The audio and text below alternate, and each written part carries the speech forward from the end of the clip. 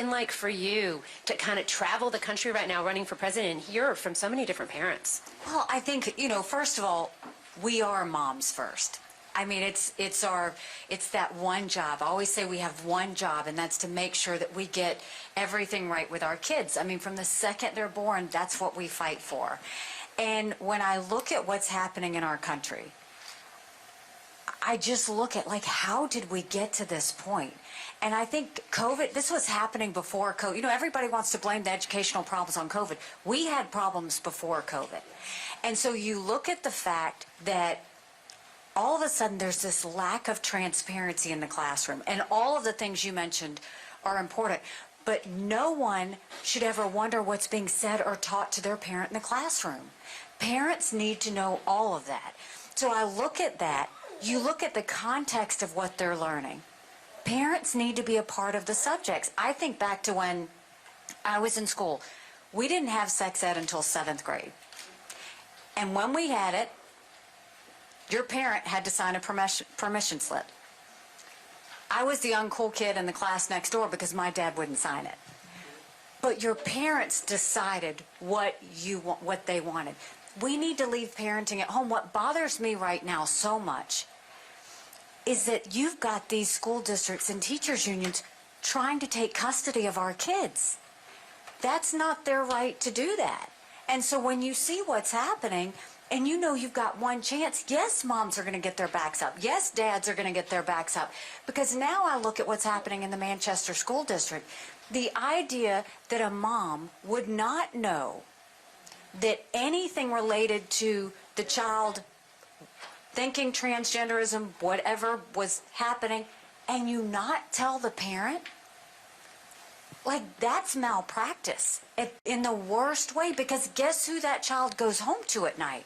The parents. If the parents don't know how to protect and support that child, in what world do the teachers or any government bureaucrat think that they know better than the parents? That's what's bothering me. That's why I love what Tiffany has done so much. That's why I love Moms for Liberty. This wasn't something that came out of her heart and said, oh, let me do this.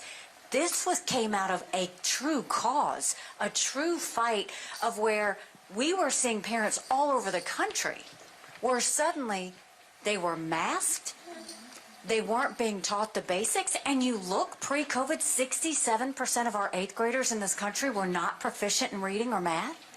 We saw a few weeks ago, 80% of our kids are not proficient in history or civics, and now our 13-year-olds are scoring at the lowest levels in decades in reading and math. That's what I want schools to be worrying about, is reading, math, science, history. Not about what gender someone is, not about any sort of moral issues or social issues or anything else. That's not, parents will take care of that. And so they're not doing that. So I want to thank you, Tiffany. Truly, this is a fight that you're fighting every mom's fight. Every mom's fight, because it's that important. And parents need to know that they have support with that. And so as we do this, what my hope and prayer is that every parent realizes, use the power of your voice. You don't have to be a victim of this. Your student and your child doesn't have to be a victim of this. You are paying for this. Your tax dollars are paying for this. So if you are getting an education that you're not getting the return on investment, you should be able to move those dollars and go to the school of your choice. Cassie has a fantastic school here. You could see how happy the kids were, how comfortable they were, how they appreciated that the focus was on the basics. And I met with a senior at a New Hampshire school the last time I was here.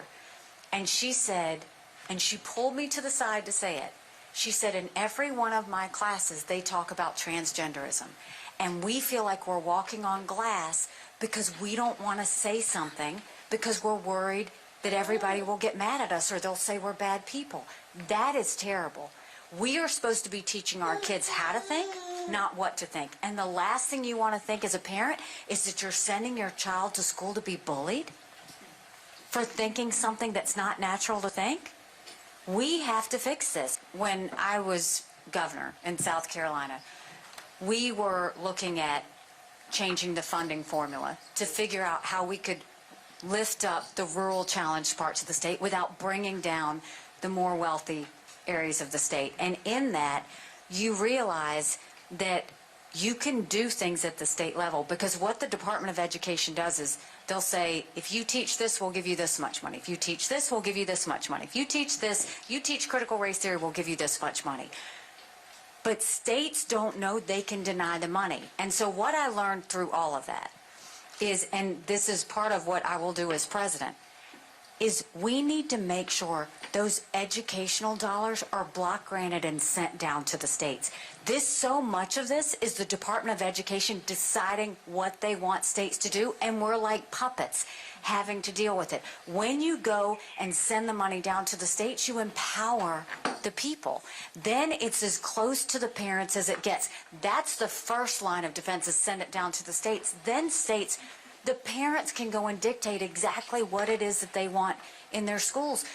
I had a woman today come to one of my town halls, and she told me, she said, I'm a Democrat. She said, why is it that Republicans keep throwing out all of these social issues? And I said, well, what social issues, are you talking about? She said, well, you don't think that transgender boys should be playing in girls' sports. And I said, that's true. And she said, but don't you see that you're talking about an issue and Democrats aren't talking about it?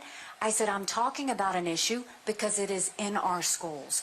We are now seeing all of these topics that you say are social are now being said in every classroom. So parents are having to be forced to deal with it. Students who have played sports all their lives to get to this point are suddenly being put aside because they've decided to put biological boys in their sports. So my point of all of this is, we don't want Republican parents and Democrat parents. We want all parents. And we want to get to a point, can't all parents say, we want our kids to learn the basics? And can't all parents say there should be full transparency in the classroom on what's being said and taught? And can't all parents say that if you're going to do anything outside of that, that we need to sign a permission slip saying that we're okay with that? That's just basic. And now you hear that they're going to talk about certain schools, and we heard about this, masking up kids again. You're not masking up kids when the flu goes around. Parents know. I always knew with Don't give them any ideas, please. I know, really. But I always knew that when the flu season was happening, the schools would send notes home, say the flu season, it's kicking in, we've got a lot of kids that are sick. Remind your kids to wash their hands. Be aware of this, all that. And then the parents made the decision. You reduce the size of the Department of Education to what it's supposed to be. It's too big. It's too bloated. It's too bureaucratic. I am all for putting vocational classes back in our high schools. I want our kids to start building things again. The vocational classes in South Carolina are going to be different than the vocational classes in New Hampshire. New Hampshire people need to be deciding that, not somebody in D.C. So let's push it all down.